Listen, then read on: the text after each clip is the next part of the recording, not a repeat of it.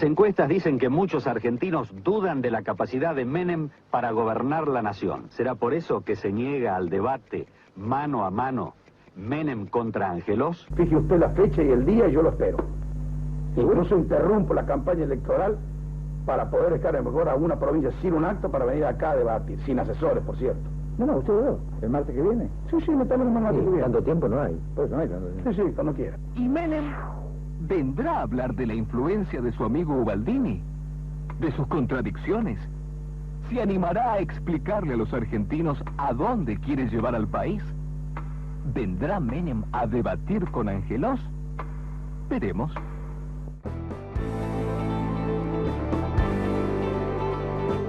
Pasaron tantos años de esas imágenes que va a haber que aclarar que el señor de anteojos es Eduardo César Angelós, gobernador de Córdoba por la Unión Cívica Radical, y es el candidato que perdió las elecciones de 1989 con el señor que todo el mundo recuerda, Carlos Saúl Menem. Con el señor que finalmente no fue al debate. Que no fue al debate, y ganó las elecciones sin ir al debate y nadie le pasó la factura. ¿Y para qué va a ir un candidato a presidente de un debate si sabe que va a ganar igualmente, más allá si va o no va al debate? Bueno, eso no se puede dar por concluido eso, pero lo cierto es que desde entonces, desde el año 89 para acá, pasaron 26 años, nada ha cambiado. Claro. Los candidatos a presidente que están mejor posicionados, esquivan el debate, dicen muy poca cosa y a los bifes, a las urnas. En general, como decís vos, Ezequiel, ganan la elección. Las cartas están dadas vueltas en este momento. Sí. Ya fuimos a las PASO, ya sabemos cómo están las cosas, se han sacado unos 8 puntos de distancia entre Scioli y Macri, pero la elección está abierta. ¿Se animarán a debatir? ¿Scioli se va a animar a debatir? ¿Va a haber debate en la Argentina? Hay que ver qué es lo que ocurre, creo yo, y esto es intuición, igualmente hoy tenemos un invitado y de esto vamos a hablar, es que puede llegar a ocurrir una cosa antes de la elección general y otra cosa podría llegar a ocurrir de cara a un balotaje, ¿no? De cara a un balotaje a lo mejor aumentarían las posibilidades de un debate. No sé, esto es algo que pienso yo un poco en voz alta. La expectativa es que tengamos el 4 de octubre, falta poco menos de un mes, un debate entre los candidatos presidenciales, todos, en el que, bueno, se defina qué va a pasar en la elección, que la gente pueda definir, mejor dicho, cuál es su principal opción. Hay una organización, una ONG, que está procurando armar este debate, ya tiene fechas el 4 de octubre, como decíamos, y hoy lo tenemos a Hernán Charoski con nosotros, que es un sociólogo, es máster en políticas públicas y es el coordinador del espacio que se dio en llamar Argentina Debate y que está impulsando a los candidatos a que den la discusión pública. Todos dicen que sí, pero no da la impresión de que se hayan comprometido todos, fundamentalmente el que va primero, Scioli. Así es. Nos presentamos, como siempre, y vamos con Charoski.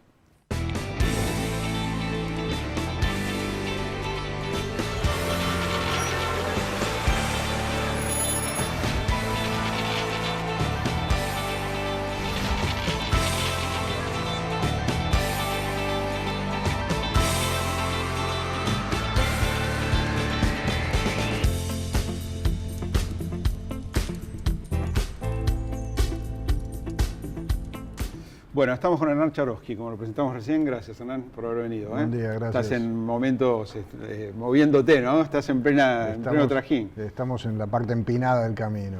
Bueno, se dice, en la teoría de política se dice que en el año 60 cambió la política, cuando se enfrentaron Nixon y Kennedy en el primer debate televisivo en una campaña en Estados Unidos. Todo el mundo sabe que el debate lo ganó Kennedy y también ganó la elección. 55 años de eso. En la Argentina estamos a mediados del siglo XX, en términos relativos, de alguna forma. ¿Puede cambiar la cultura política si hay debate en la Argentina?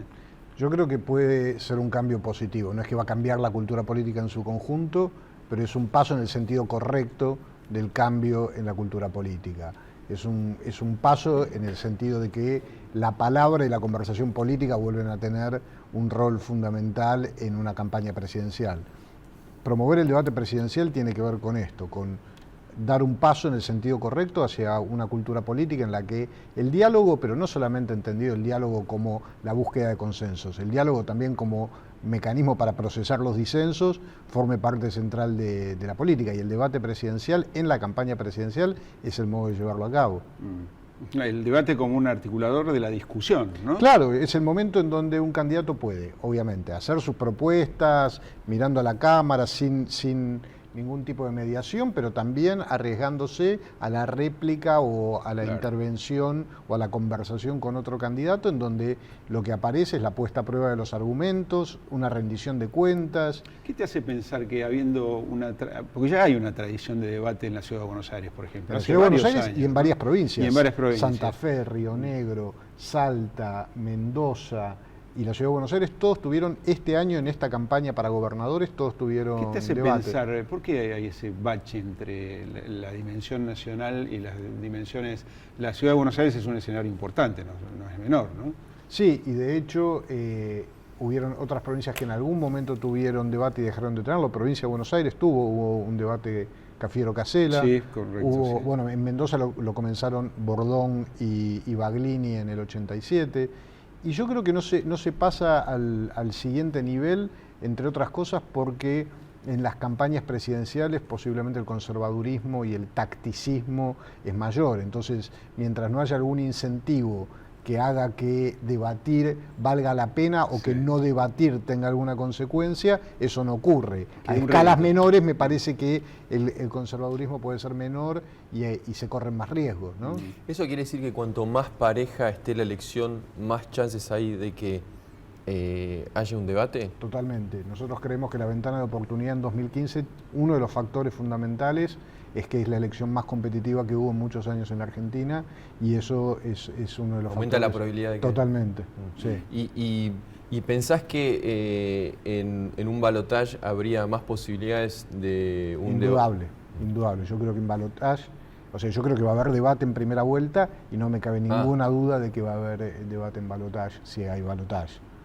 Hernán, ¿están trabajando con alguna consultora de opinión? La gente, se le pregunta a la gente qué opinión tiene sobre un debate. Tenemos varias encuestas de opinión pública. La primera que hicimos con Ipsos Mora y Araujo nos dio arriba de cerca de un 85% de los encuestados decían como una elección en San Luis, por ejemplo. Claro, pero decían que les importaba el debate, que verían el debate, y estaba uniformemente distribuido en todo el país las respuestas a favor del debate. ¿Y le preguntan a la gente esas encuestas, esas consultas, qué esperan del debate? ¿O hay algunas preguntas que tienen que ver con la importancia del debate para conocer las propuestas de los candidatos, en donde lo ponen como un canal importante. Sí.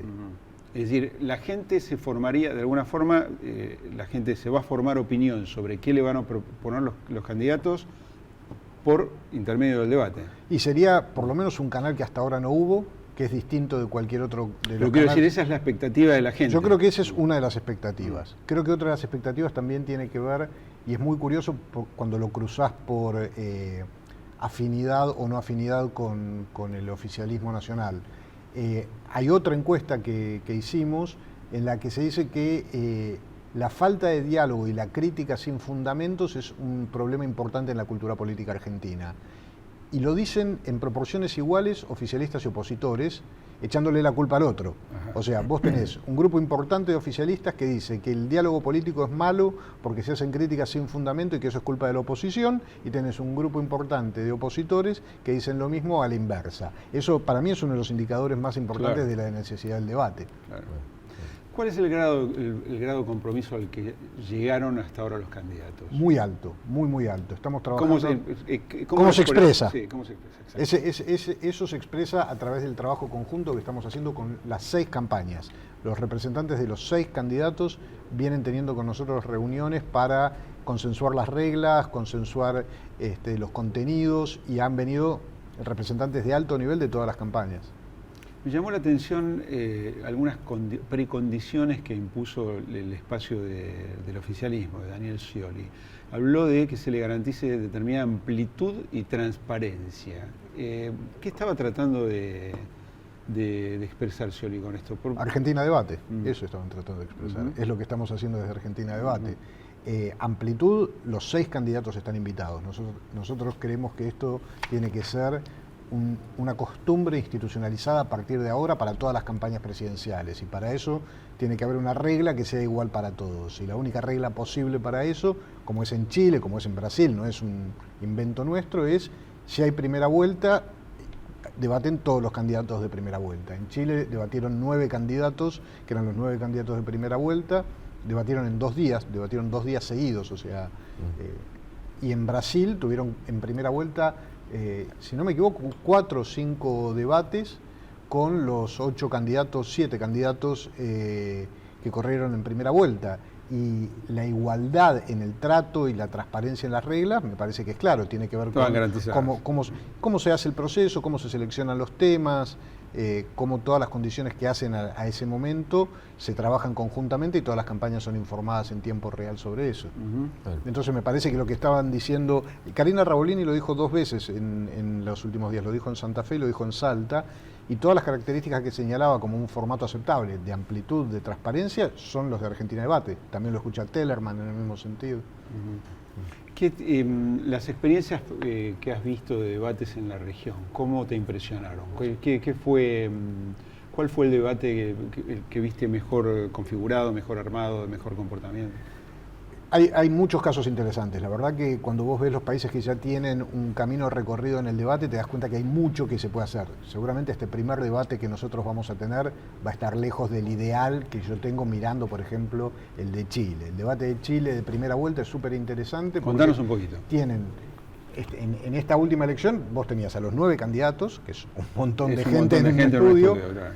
Tenías un moderador en una punta que era simplemente un policía de tránsito que marcaba los tiempos, y tenías 3 periodistas con una enorme capacidad de preguntar, repreguntar agresivamente. A mí me encantaría tener una cosa así. Sabemos que en un primer debate presidencial no vamos a tener una cosa así. En Brasil, que es súper interesante y tiene una tradición muy sólida, vos tenés, por ejemplo, uno de los periodistas políticos más importantes de Brasil es el columnista principal de la Red Bandeirantes, que se llama Ricardo Boechat, que es un tipo que nos vino a hacer capacitaciones acá, tipo brillante. Y el tipo, entre los 7 candidatos, básicamente manejaba la palabra para que se crucen entre ellos ordenadamente, sin superposiciones. Era toda su intervención. Y es un tipo que de repente tiene columnas políticas que duran varios minutos a las 9 no de la es un tipo noche. que no tenga cosas para decir. Las tiene, pero ese no... Perdón. Es decir, ¿qué modelo te imaginas que vamos a tener? ¿Uno más parecido al chileno o uno más parecido a este último? Yo creo que va a ser más parecido al brasilero, porque las expectativas de las campañas me parece que son que tratemos de reducir la incertidumbre lo más posible, y en un primer debate presidencial me parece bastante comprensible, porque lo que necesitamos es romper la maldición de que Argentina es el único país del Cono Sur que nunca en su historia tuvo un debate presidencial. Entonces... Me llamó mucho la atención el debate por la segunda vuelta en Brasil entre Dilma y Aécio Neves. Lo que vi es que los candidatos se hacían, en principio se trataban de candidatos. Eso es buenísimo. Señor candidato, señora candidata, se decía, muy republicano. Muy republicano. Se hacían preguntas entre ellos, cara a cara, a la misma distancia que estamos nosotros, y después se sometieron a una especie de tribuna tipo El Pueblo Quiere Saber, que es como hacía Lucho Avilés hace tantos años acá. Es como una etapa superior. Totalmente, totalmente, porque los tipos ahí están corriendo una cantidad de riesgos, que son riesgos cívicos, o sea, ellos se están sometiendo a correr el riesgo de que el otro candidato le haga una pregunta incómoda, o que un ciudadano le haga una pregunta incómoda. Y se las hicieron. Y se las hicieron. Hubo una que disparó una conversación interesantísima en ese debate que vos decís, que era de una señora muy humilde, del interior del estado de Río de Janeiro, que la miró a Dilma y dice, sí, crecimos tanto, ahora el consumo es tanto, yo lo escuché, pero yo me sigo inundando. Claro. Y eso disparó una conversación entre Dilma y Aécio Neves acerca de la responsabilidad del Estado federal y de los gobiernos estaduales en la jurisdicción sobre las obras de agua y saneamiento. Podríamos llevarlo a la provincia de Buenos Aires, lo podríamos trasladar hacia la provincia de Buenos Aires. Y ojalá un día tengamos, ese formato se llama Town Hall Meeting, es un formato que viene de Estados Unidos, y que viene de una tradición que tienen en Estados Unidos de rendición de cuentas de los funcionarios municipales ante los vecinos. Casi una democracia directa. Claro, y entonces en el Town Hall, que es como en el municipio, el centro cívico, se juntan los vecinos y le preguntan al tipo que está en el medio.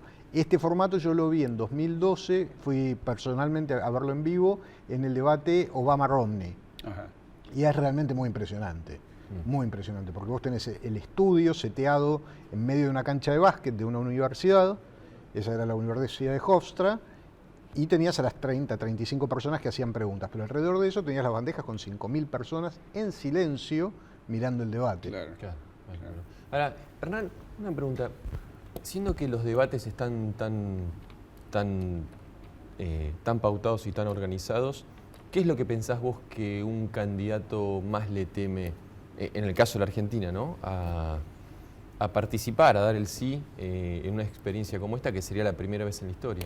Yo creo que es eso, es la falta de experiencia, que es la primera vez y eso crea un montón de incertidumbre. Creo que una vez que lo hayamos atravesado... No hay un motivo objetivo, decís, creo que nadie pierde una elección por está participar. Sobredimensionadísimo. O sea, los debates tienen impacto en las elecciones a veces y a veces no. Hay evidencia en un sentido y en el otro, depende del debate y depende de la elección. O sea, no hay una evidencia concluyente de que los debates tienen tal influencia. Sí. Y me parece que hay mucho mito y mucha especulación que una vez que hayamos hecho el primer debate presidencial, cuando miremos para atrás vamos a decir, realmente digamos, hicimos tanto lío para algo que no era tan riesgoso ni implicaba tanto, sobre todo para los políticos. Y es un acto de enorme humildad cívica por parte del candidato someterse a ese mínimo riesgo que tiene el debate presidencial. Te pregunto algunas cosas. Tampoco es castigado, el candidato que decide no ir al debate no es castigado, digo, no tiene ningún costo para él. Según los países. Por ejemplo, 2008. En medio de la crisis financiera internacional era la competencia Obama-McCain en aquel momento. Tenían un debate pautado en Denver y McCain dice, yo voy a suspender mi campaña y no voy a ir al debate porque la crisis internacional es muy, muy grave y yo me tengo que quedar en el Congreso en Washington resolviendo la crisis financiera. La reacción al día siguiente desde el diario más chiquito de un pueblo del Midwest dijo, no, sí, tengo que ir al debate y tuvo que ir al debate. Entonces, eso tiene que ver con la expectativa social de que eso ocurra, ¿no? Contanos en un minuto y cerramos algunas cuestiones técnicas. ¿Cómo va a ser? ¿Con qué formato? ¿Cuánto va a durar? ¿Quién va a hacer las preguntas? Son 2 horas y pico, 2 horas 10 posiblemente. Aula magna de la Facultad de Derecho. Salón de actos, que es la más grande, es el salón más grande donde se hacen las graduaciones de la Facultad de Derecho. ¿Los van a transmitir qué canales? Va a ser una transmisión abierta, es decir, Argentina Debate la puede produce tomar el programa, pone el satélite y digamos, se lo da a los medios que lo quieran transmitir. Tienen una exclusividad en ciertos aspectos comerciales los miembros de ATA, de la Asociación de Teleradiodifusoras Argentinas, y de ARPA, la de radios privadas, porque han sido nuestros primeros socios. Sí. La Cámara Argentina de Productores Independientes de Televisión es la que está a cargo de la producción del programa. ¿Quién va a preguntar? Tenemos un equipo de 6 moderadores, que eso tiene que ver con haber armado una especie de coalición con los principales canales nacionales, que son Canal 7, Televisión Pública, que propuso Adrián Paenza, Canal 13, que propuso a Marcelo Bonelli, América TV, que propuso a Luis Novarecio, Canal 9, que propuso a Marisa Andino, Canal 11, Telefe, que propuso a Rodolfo Barili, y ATA, la asociación que propuso a Mariana Jerez, que es una periodista de Canal 10 de Mar del Plata, como representante de la institución. ¿Quién está promocionando un debate aparte? ¿Cómo es eso? ¿Cómo se entiende? ¿Está compitiendo con Argentina Debate? No creo que esté compitiendo, creo que es distinto. Creo que un programa político de muchísimo interés, como puede ser el de tener a los 3 primeros candidatos, es muy valioso y cuanto más discusión política haya, mejor. Lo que estamos proponiendo nosotros es crear una institución que después se repita en el tiempo y que ya se la apropien los candidatos y ellos mismos quieran volver a realizarlo. ¿Y si no va Scioli? Digamos, si no va un candidato, el debate se hace igual. Gracias, Hernán, por haber venido. Gracias. Pausa.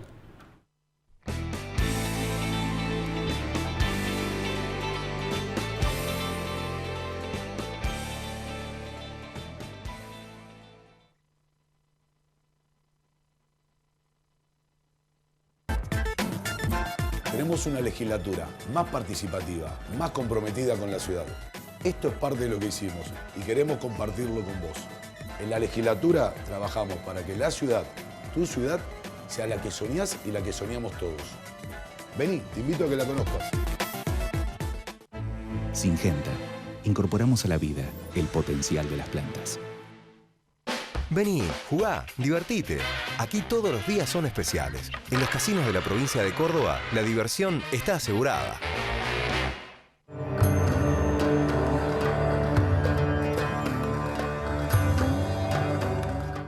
Hay algo que con los años me quedó claro. Para llegar lejos necesitas la tranquilidad de tener todo asegurado y yo activo esa tranquilidad con Provincia Seguros. Hacé como Marcelo y confía en Provincia Seguros. Provincia Seguros, una empresa del Grupo Provincia. Red Social Wokra. Compromiso solidario en beneficio del trabajador constructor.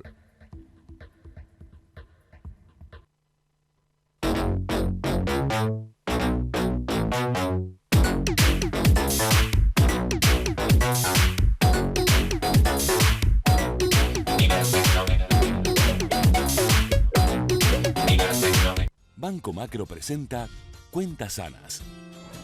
El primer portal del país que te ayuda a administrar tu economía personal y familiar.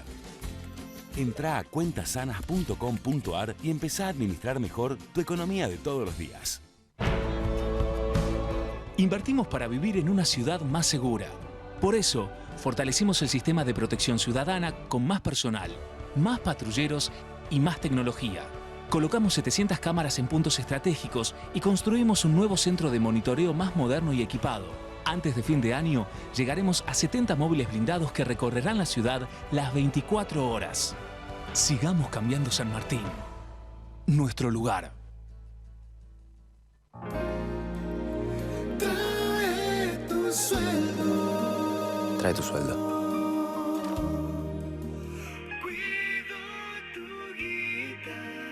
Cuido tu guita.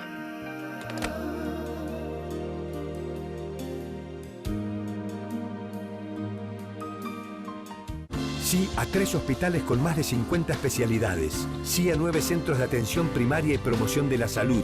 Y sí al Centro de Estimulación Temprana. ¿Te animas a seguir diciendo que sí a la salud? Yo digo que sí.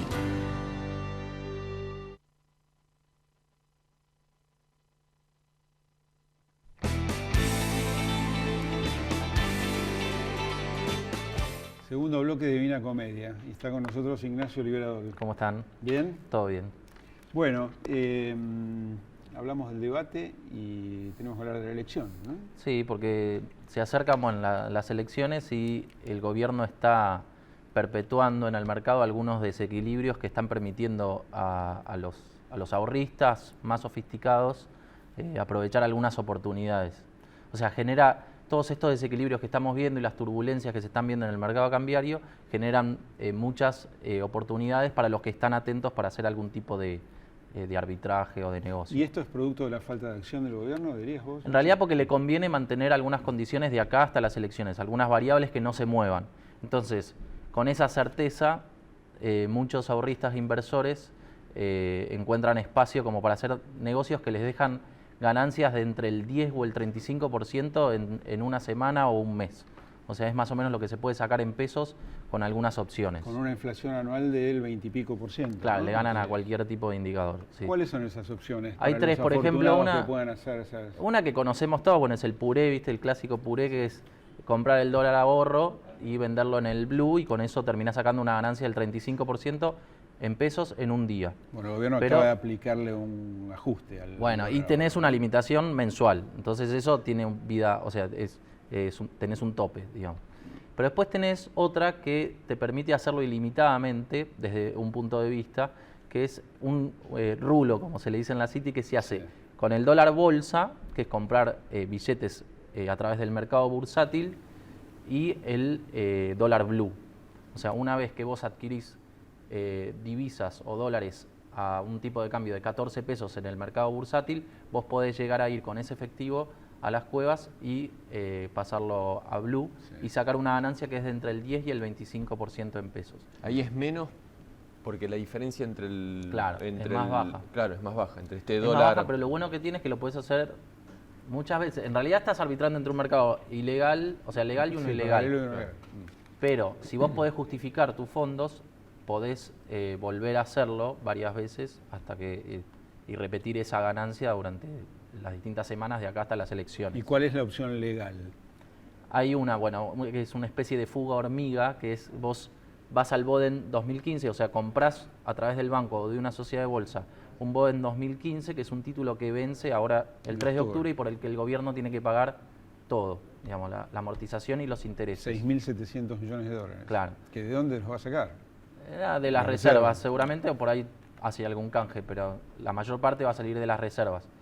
Eso te permite sacar un 13% más o menos, si considerás el blue de hoy, que se mantiene hasta las elecciones, un 13% en pesos. Vos comprás el bono y cobras en dólares el 3 de octubre en tu cuenta corriente o caja de ahorro en dólares del banco. Hormiga? Ese...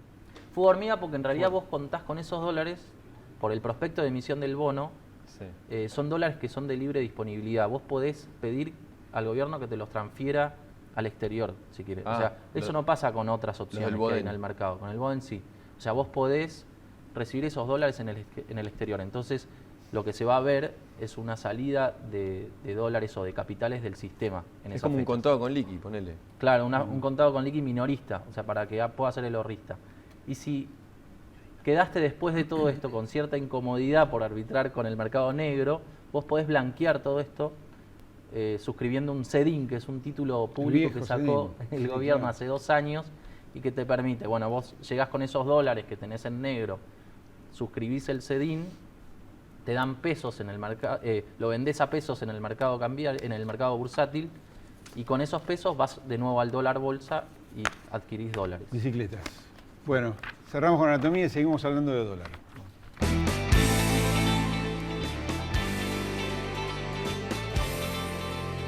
Es una foto del 26 de septiembre de 2014, se va a cumplir un año. Gente cuidadosa con sus cráneos.